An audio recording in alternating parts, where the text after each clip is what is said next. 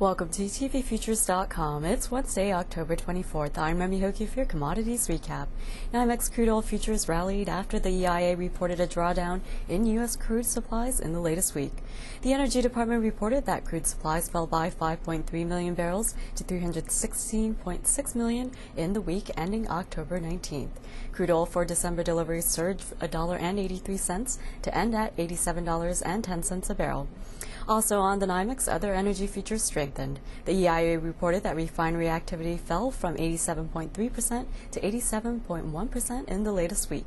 Meanwhile, gasoline stocks fell by 2 million barrels and distillate stocks fell by 1.8 million barrels. By session end, November RBOB gasoline added 3.86 cents to end at $2.1475 a gallon. November heating oil gained 4.22 cents to close at $2.3420 a gallon.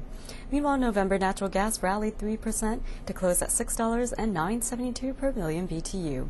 And over in the metals complex, COMEX gold futures ended today's volatile session higher. Gold rebounded late in the session after trading down for most of the morning. The U.S. dollar was mixed while crude futures rallied, affecting price action for the precious metal. December gold added $2.50 to settle at $765.60 an ounce on the New York Mercantile Exchange. Other metals prices ended down, with December silver losing 6 cents to end at $13.59 an ounce. December copper fell 6.10 cents to close at $3.4525 a pound.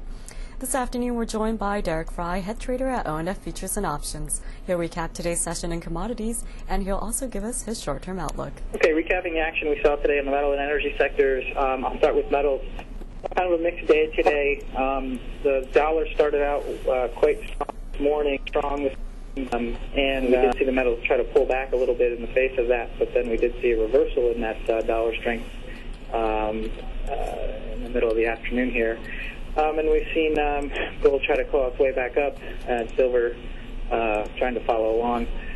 Seeing a little bit of fear premium in gold right now, so I think you're going to see it stay up for the probably remainder of the week, regardless of what the dollar does, because of the situation primarily over in Turkey right now, as well as the rising tensions, as crazy as it is, that we seem to be having with Iran. So that's going to keep kind of some fear premium in gold for the near term. So keep that in mind, even like I said, if the dollar does rise. Looking at the energy sector today, we saw a much bigger draw in crude stocks than we had expected. We actually had expected a build. In fact, we got a huge draw, over 5 million barrels on the draw side. So that's, that obviously pushed crude oil up almost $2. And the same thing as gold here, we have some fear premium going into this market as well, also from Turkey. And so that is, like I said, regardless of what the dollar does, you're probably going to see both of these sectors stay somewhat lofty for the near term. Of course, the caveat is if they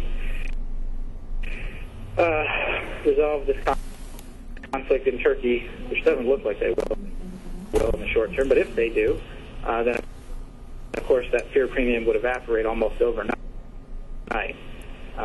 So definitely time to be cautious. Frankly, my models are still calling for a pullback in the metals and the energy sector, in particular for energy, the distillates.